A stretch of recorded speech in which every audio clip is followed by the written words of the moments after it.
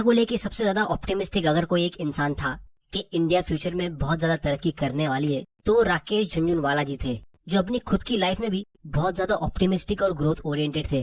क्योंकि दोस्तों, अगर मैं आपसे ये कहूँ कि एक आदमी ने इंडियन स्टॉक मार्केट से सिर्फ 5,000 रुपए से अपनी जर्नी की शुरुआत की थी और फिर सिर्फ ऑलमोस्ट 30-35 सालों में ही उन्होंने ऑलमोस्ट 50,000 करोड़ की वेल्थ बना ली, तो क्या आप इस बात पे यकीन करोगे?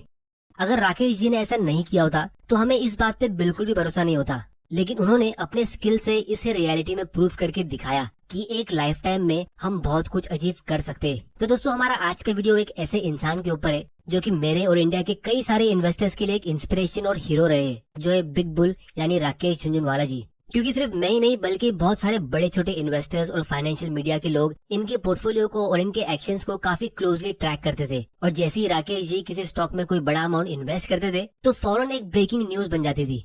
और काफी बार वो स्टॉक सिर्फ राकेश जी की बाय करने की वजह से अपर सर्किट टच करता था, मतलब 5, 10 या 20% ऊपर जाता था, जो उसकी एक दिन की मैक्सिमम लिमिट होती है। तो पिछले 20-30 सालों में काफी सारे लोगों ने सिर्फ राकेश जी के पोर्टफोलियो को ब्रांडली कॉपी करके अपनी लाइफ टाइम की दौलत बना ली है और फाइनेंशियल फ्रीडम अचीव कर लिया है।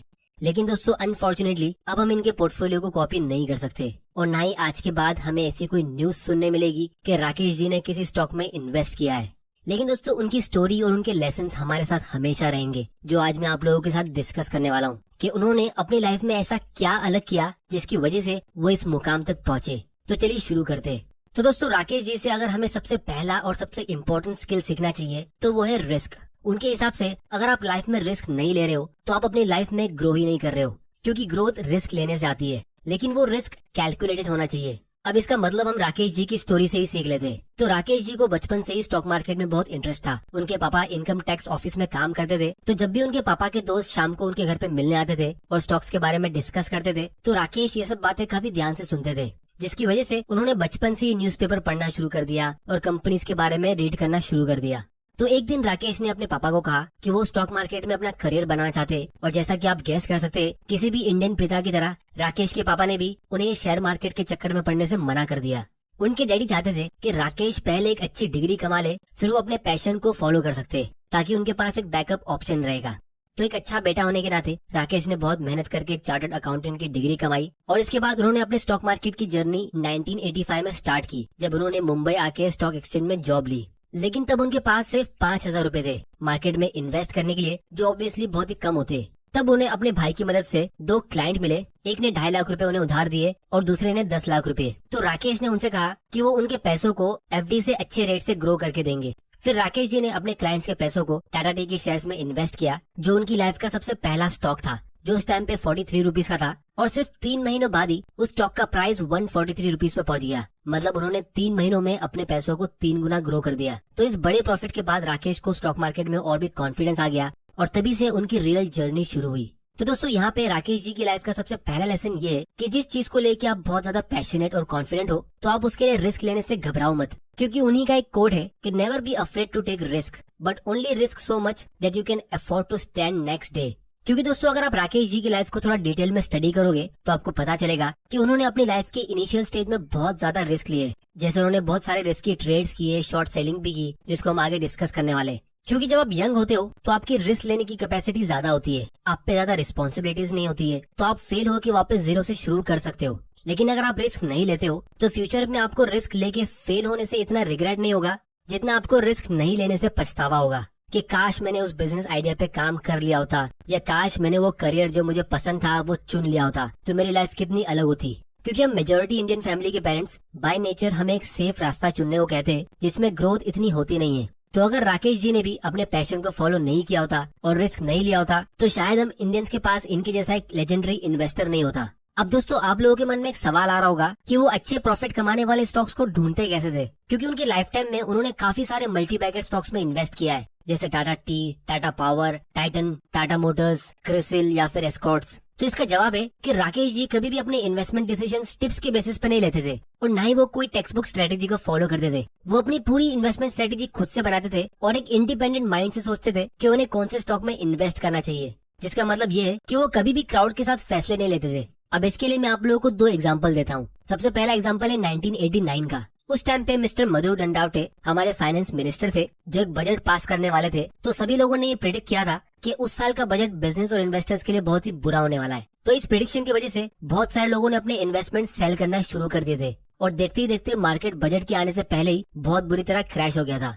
अब दोस्तों, अगर ये सिचुएशन में हम मार्केट को देखें तो मेजोरिटी लोग यहाँ पे क्राउड को फॉलो करके अपने स्टॉक सेल करने लगते, लेकिन राकेश जी ने पहली बार अपना इंडिपेंडेंट माइंडसेट शो किया और अपने पैसे मार्केट में इन्वेस्टेड रखे। और इतना ही नहीं, उन्होंने अपनी रिसर्च से ये पता लगा लिया कि मिस्टर मधु फाइनेंशियल बैकग्राउंड से और इसीलिए वो बजट को बिजनेसमैन और इन्वेस्टर्स के लिए बेनिफिशियल ही रखेंगे। और इसीलिए राकेश जी ने स्टॉक मार्केट में अपने सारे पैसे उस टाइम पे लगा दिए। तो राकेश जी कहते थे कि उनकी वाइफ ने उनसे कभी कोई चीज की डिमांड नहीं की, लेकिन पहली बार उनकी वाइफ ने उनसे एक चीज मांगी थी कि उन्हें अपने बेडरूम में एक एसी चाहिए। तो बजट के आने से पहले राकेश जी के पास 2 करोड़ रुपए थे, जिसे उन्होंने पूरी तरह इन्वेस्ट कर दिया था। और इसके साथ में उन्होंने लेवरेज पोजीशन ले रखी थी, जो एक रिस्की ट्रेडिंग स्ट्रेटेजी होती है, जिससे आपका प्रॉफिट और लॉस दोनों मल्टीप्लाई होता है। तो जब बजट रिलीज हुआ और उनका पोर्टफोलियो ग्रो हुआ तो उनकी नेटवर्थ एक ही दिन में 2 करोड़ से 20 करोड़ की हो गई थी। और तब उन्होंने अपने घर पे एसी लगवाई और अपनी वाइफ से कहा कि हमारा एसी आ गया।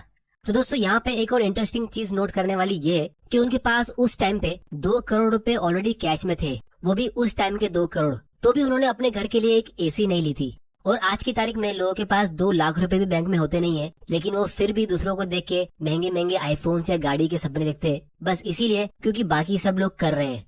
तो इससे हमें क्लियरली पता चलता है कि राकेश एक अच्छे इन्वेस्टर के साथ काफी फ्रूगल भी थे, यानी अपने खर्चों को कंट्रोल करने में काफी अच्छे थे। अब दोस्तों, ये 1989 के बजट का तो एक बहुत ही पुराना एग्जांपल था। मैं आप लोगों को एक बहुत ही रिसेंट एग्जांपल बताता हूँ, जिससे हमें पता चलेगा कि वो कितना अलग सोचते थे। तो जब 2020 के मार्च में सारी कंपनी का शेयर प्राइस कोविड की वजह से क्रैश हो रहा था, तो तब टाटा मोटर्स का शेयर प्राइस भी बुरी तरह क्रैश हो गया था और वो 65 रुपीज के लो पे पहुंच गया था। इतना लो कि ये पिछले 12-13 सालों में नहीं हुआ था।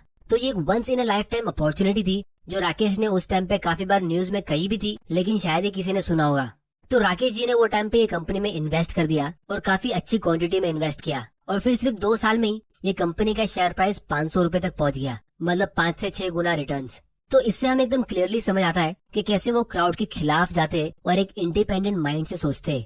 क्योंकि मार्च 2020 में लोग किराने की शॉप्स और डीमार्ट की लाइन में लग रहे थे दूसरों को देख के, लेकिन यहाँ राकेश एकदम हाईली साइक्लिकल सेक्टर के एक स्टॉक में इन्वेस्ट कर रहे थे, जब उसमें कोई भी इन्वेस्ट करने के लिए रेडी नहीं था। अब इसके पीछे उन्होंने रिसर्च कैसे की और क्या वैल्यूएशन के रूल अप्लाई किए, इसे हम एक सेपरेट वीडियो में डिस्कस करेंगे, क्योंकि ये स्टॉक एक्चुअली में वो टाइम पे बहुत ज्यादा अंडर वैल्यूड हो गया था और ये एक clear cut excellent investment opportunity थी, जो किसी भी वैल्यू इन्वेस्टर को इजीली दिख जाती। फिर दोस्तों, इसके बाद तीसरा लेसन ये है कि राकेश जी ने अपनी majority wealth long term investing से क्रिएट की है। और ये चीज उन्होंने खुद इंटरव्यूज में काफी बार कही है कि 95% wealth is created by being a bull. क्योंकि स्टॉक मार्केट से हम 2 तरह से पैसा कमा सकते हैं। एक होता है जब आप किसी स्टॉक को बाय और बाद में सेल करते हो, जो मेजोरिटी लोग करते हैं, जिसे हम लॉन्ग पोजीशन या बुल पोजीशन कहते हैं। और दूसरा होता है जब हम किसी स्टॉक को पहले ही सेल कर देते हैं किसी से उधार में लेके, और फिर बाद में जब उसका प्राइस क्रैश होता है तब उसे सस्ते प्राइस पे बाय करते, फिर अपना उधार क्लियर करके अपना प्रॉफिट कमाते।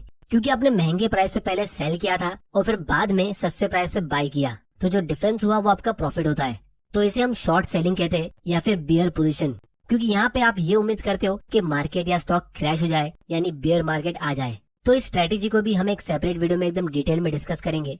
लेकिन राकेश जी ने अपनी मेजोरिटी वेल्थ लॉन्ग पोजीशन यानी स्टॉक्स को बाय और होल्ड करके कमाई है। तो उसके लिए वो हमेशा ऐसी कंपनीज में इन्वेस्ट करते थे जिनके पास कॉम्पिटिटिव एडवांटेज होता था। जैसे एग्जांपल के लिए हम सबको पता है कि 2003 में राकेश ने एक ऐसा इन्वेस्टमेंट किया जिसकी वजह से उनका इन्वेस्टमेंट रिकॉर्ड जमीन से आसमान तक पहुंच गया। जब उन्होंने टाइटन कंपनी के 4.4 करोड़ स्टॉक्स लिए थे, तब इसका प्राइस सिर्फ 3 रुपए का था। और फिर इस इन्वेस्टमेंट के कुछ टाइम बाद ही इस कंपनी का शेयर प्राइस 3 रुपए से 80 रुपीज में ग्रो हो गया था। लेकिन फिर कुछ टाइम बाद उस कंपनी का स्टॉक नीचे गिर के वापस 30 रुपीज पे आ गया था। तो ऐसे टाइम पे कोई भी इंसान डर के अपने इन्वेस्टमेंट्स को विड्रॉ कर सकता था, लेकिन राकेश जी ने पेशेंस दिखाया और स्टॉक्स को होल्ड करके रखा। और धीरे धीरे करके ये स्टॉक का प्राइस बढ़ता गया और फिर एक ऐसा टाइम आ गया कि उन्हें उस स्टॉक को बेचने की जरूरत ही नहीं पड़ी। उसका एक छोटा सा डिविडेंड ही उनकी फैमिली के साल भर के सारे एक्सपेंसेस को कवर कर लेता है। 2006 में राकेश जी ने क्रिसिल कंपनी के कुछ शेयर सेल करके 27 करोड़ का एक घर लिया था और 2020 तक उस घर की वैल्यू 45 करोड़ की हो गई थी। लेकिन अगर वो अपने क्रिसिल के शेयर सेल नहीं करते और उसे होल्ड करते तो उनके उस 27 करोड़ के इन्वेस्टमेंट की वैल्यू 2020 तक 1000 करोड़ के भी ऊपर होती। लेकिन उन्हें इस बात का कोई भी अफसोस नहीं हुआ, क्योंकि उन्हें पता था कि वो ये फैसला क्यों ले रहे। क्योंकि दोस्तों आपके इस दुनिया से जाने के बाद लोग आपको इसलिए याद नहीं रखेंगे कि आपने कितने रुपए कमाए और आपके बैंक में कितना बैलेंस था, बल्कि लोग आपको शायद इसीलिए याद रखेंगे कि आपने उनके लिए क्या किया। काफी सालों बाद हम शायद राकेश जी को इसलिए याद नहीं करेंगे कि उन्होंने अपने लिए कितने सारे बिलियंस कमाए। उनकी वाइफ और उनके बच्चे उन्हें आज शायद इसीलिए याद करते होंगे कि वो एक अच्छे डैड और एक अच्छे हस्बैंड थे जिसने उन्हें ढेर सारा प्यार दिया और उनकी फैमिली में कभी पैसों की प्रॉब्लम नहीं आने दी। और दोस्तों हम भी शायद उन्हें इसलिए याद करेंगे क्योंकि उन्होंने हमें इन्वेस्टिंग के बहुत सारे इंपॉर्टेंट लेसन सिखाए और हमारी कंट्री को ग्रो करने में मदद की। लेकिन मेरे हिसाब से राकेश जी के अंदर एक स्पेशल क्वालिटी ये थी कि वो इंडियन इकोनॉमी की ग्रोथ के लिए बहुत ज्यादा ऑप्टिमिस्टिक थे। वो ये कहते थे कि आने वाला सिर्फ 10 साल नहीं बल्कि पूरा 100 साल इंडिया के लिए स्पेशल होने वाला है और फ्यूचर में इंडिया ऐसी ग्रोथ देखेगी जो हमने पहले कभी नहीं देखी। और ये चीज राकेश जी को काफी अच्छे से पता थी और इसीलिए वो किसी को भी ब्लाइंडली फॉलो नहीं करते थे और अपनी लाइफ के रूल्स खुद ही बनाते थे। क्योंकि दोस्तों वो इंडियन वॉरेन बफे, बिलियनियर या एक रिच बिजनेसमैन नहीं थे। वो एक अच्छे हस्बैंड, अच्छे डैड और एक अच्छे टीचर थे और एक ट्रू इंडियन थे जो इंडिया की सक्सेस में बिलीव करते थे। और यही चीज उन्होंने काफी बार कही थी कि I am not a cloner, I don't copy anybody, I am Rakesh Jhunjhunwala. तो दोस्तों आज की वीडियो में इतना ही। उम्मीद करता हूँ कि आपको इस वीडियो से कुछ ना कुछ सीखने जरूर मिला होगा। तो चैनल को सब्सक्राइब जरूर कर लेना और बेल आइकन को प्रेस कर देना ताकि आपसे कोई ऐसे वैल्यूएबल वीडियोस मिस ना हो जाए। स्टॉक्स में इन्वेस्ट करने के लिए एम स्टॉक की लिंक नीचे डिस्क्रिप्शन में। और आप लोग मुझे नीचे कमेंट करके बताओ कि आपको इस स्टोरी से कौन सा लेसन सबसे इंपॉर्टेंट लगा और कौन से इन्वेस्टर की स्टोरी को आप फ्यूचर में सुनना चाहोगे। वीडियो पसंद आया तो इसे लाइक करो, नहीं पसंद आया तो डिसलाइक करो। आपका वैल्यूएबल टाइम देने के लिए thank you and good bye.